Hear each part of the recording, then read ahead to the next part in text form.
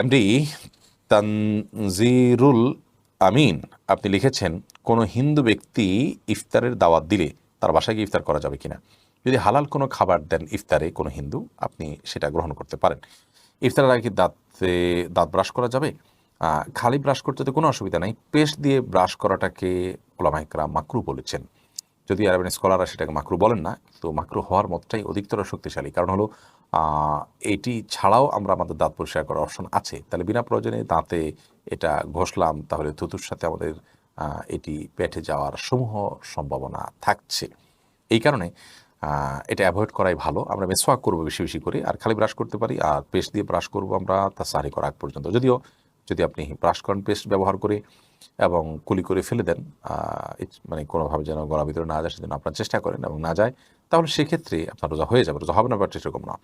আহমদ রাহিম আপনি লিখেছেন, তারাবির নামাজ না পড়লে কি রোজা হবে? জি ভাই, অবশ্যই রোজা হয়ে যাবে। রোজার সাথে তারাবির নামাজের সম্পর্ক এরকম নয় যে একটা না করলে আরেকটা হবে না, দুইটা স্বতন্ত্র ইবাদত। তারাবি কোনো কারণে পড়তে না পারলেও রোজা আপনাকে রাখতেই হবে এবং হয়ে যাবে। আর রাবিয়া রানী আপনি লিখেছেন, রোজার সময় ভুল করে কিছু খেয়ে ফেললে ওই রোজার পরিবর্তে কি আরেকটা রোজা রাখতে হবে? রোজার সময় ভুল করে যদি কিছু আপনি খেয়ে ফেলেন, তাহলে সেক্ষেত্রে তার জন্য আরেকটা রোজা রাখতে হবে না, কারণ ভুল করে খেয়ে ফেললে সেটা মাফ।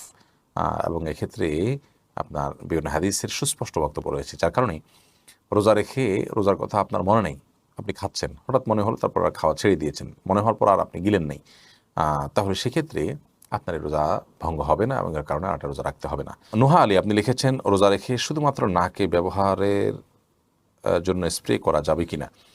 দেখুন, নাকে স্প্রে করলে সেটা তো আমাদের গলায় যাওয়ার সমূহ আশঙ্কা আছে, সেজন্য আপনি এটা করবেন না রোজা রেখে। এরপরে কাশফি ইসলাম লিখেছেন, আমার মেয়ের বয়স 11 বছর 4 মাস, আমার মেয়ের রোজা কি ফরজ হয়েছে? মেয়ের প্রতি মাসে পিরিয়ড হয়। জি বোন, অবশ্যই আপনার মেয়ের রোজা ফরজ হয়েছে, তাকে রোজা রাখতে হবে। এমডি এজাজ আহমেদ আপনি লিখেছেন, রোজা অবস্থায় কি রক্তদান করা যাবে? অনেক জায়গায় রক্তদান করতে গেলে বলা হয় যে তুমি 4 ঘন্টা আগে খেতে হবে, পান করতে হবে, না রক্ত নেওয়া হবে না। এরকম যদি হয় তাহলে রক্তদান করা যাবে না রোজা অবস্থায়। আর যদি এরকম কোনো বিষয় না থাকে, রক্তদান করেন, আপনি 1 ব্যাগ রক্ত দিলেন, কিংবা আপনি সিরিঞ্জি করে 1-2 সিরিঞ্জি রক্ত দিলেন স্যাম্পল হিসেবে টেস্টের, কোনো অসুবিধা নেই, তাতে রোজা ভঙ্গ হবে না। বিশেষ করে রক্ত দেওয়ার ফলে আপনি এত দুর্বল হয়ে যেতে পারেন, যার ফলে আপনার রোজা তা রাখতে নাও পারেন। এরকম আশঙ্কা থাকলে সেটা ভিন্ন কথা। এরকম আশঙ্কা না থাকলে আপনি রোজা অবস্থায় রক্ত দিতে পারেন, কোনো অসুবিধা নেই। এর পরের প্রশ্ন হলো, সানজি ইসলাম শশী আপনি লিখেছেন, রোজা রেখে তরকারির লবণ টেস্ট করে থুতু ফেলে দিলে কি রোজা ভঙ্গ হয়ে যাবে? না বোন, এর কারণে রোজা ভঙ্গ হবে না। আপনি টেস্ট করার জন্য জিহ্বার আগায় 1-2 ফোঁটা আপনি ঝোল নিলেন, এরপর এটাকে থুতুর সাথে আপনি ফেলে দিলেন, পরিষ্কার করে ফেললেন, তাতে ইনশাআল্লাহ বিদিন আপনার রোজা ভঙ্গ হবে না।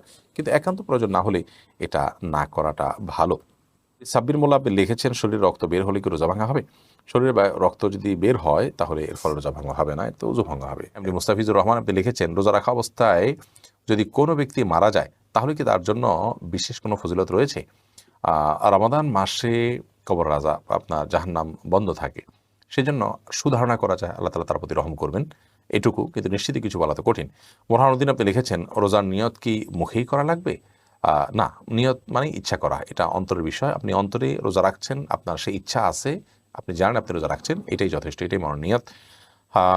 এরপরে সাজিদুর রহমান লিটন আপনি লিখেছেন, রোজা থেকে ঘুমের মধ্যে স্বপ্নে কিছু খেতে দেখলে কি রোজা নষ্ট হবে? না, স্বপ্নে কিছু খেতে দেখলে রোজার কোনো ক্ষতি হবে না, কারণ আপনি তো বাস্তবে খান নাই, স্বপ্নে খেয়েছেন। অতএব স্বপ্নে যা কিছু হয় এটা কোনো হিসেব হয় না। স্বপ্নে আপনি একজনকে খুন করেছেন, স্বপ্নে আপনি জেনা করেছেন, আল্লাহ মাফ করুক, স্বপ্নে আপনি খেয়ে ফেলেছেন রোজা রেখে, এগুলো সব স্বপ্নে দেখেছেন, যেহেতু বাস্তবে যেহেতু করেননি, অতএব এগুলোর কারণে আপনার রোজার কোনো ক্ষতি হবে না, এগুলোর কারণে কোনো দায় আপনাকে নিতে হবে না। শারমিন আক্তার আপনি লিখেছেন, রোজা রাখা অবস্থায় কি মুখে স্নো পাউডার ব্যবহার করা যাবে? যাবে, কোনো অসুবিধা নেই, কারণ রোজার কোনো ক্ষতি হবে না। তবে আপনার ঠোঁট হয়ে এটা যেন মুখে না যায়, সেটা যেন আপনি চেষ্টা করবেন। এরপর প্রশ্ন হলো, ছোট বাচ্চা শুধুই বুকের দুধ খায়, রোজা রাখলে বাবুর আমাশয় হয়, করণীয় কি?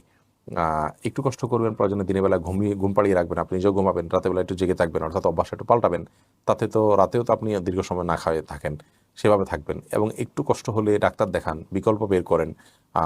অর্থাৎ রোজাটা ফরজ বিধান, এই ফরজ বিধান আবশ্যক হওয়ার কারণে রোজা রেখে অন্যান্যগুলোকে কীভাবে আপনার ইয়ে করা যায়, ওভারকাম করা যায়, সেই চেষ্টাটা আমাদের থাকতে হবে। নিজামুল ইসলাম নিজাম লিখেছেন, রোজা অবস্থা অনিচ্ছাকৃতভাবে মুখে বমি হলে কি রোজা হবে? হবে, অনিচ্ছাকৃতভাবে যদি বমি হয়ে থাকে, একটু বমি হয়েছে, তাতে রোজা হবে। এরপর ইমতিয়াজ রহমান সাইম লিখেছেন স্বপ্ন দর্শন হলে রোজা ভেঙে যায় কিনা। না, স্বপ্ন দোষের কারণে রোজা ভাঙে না।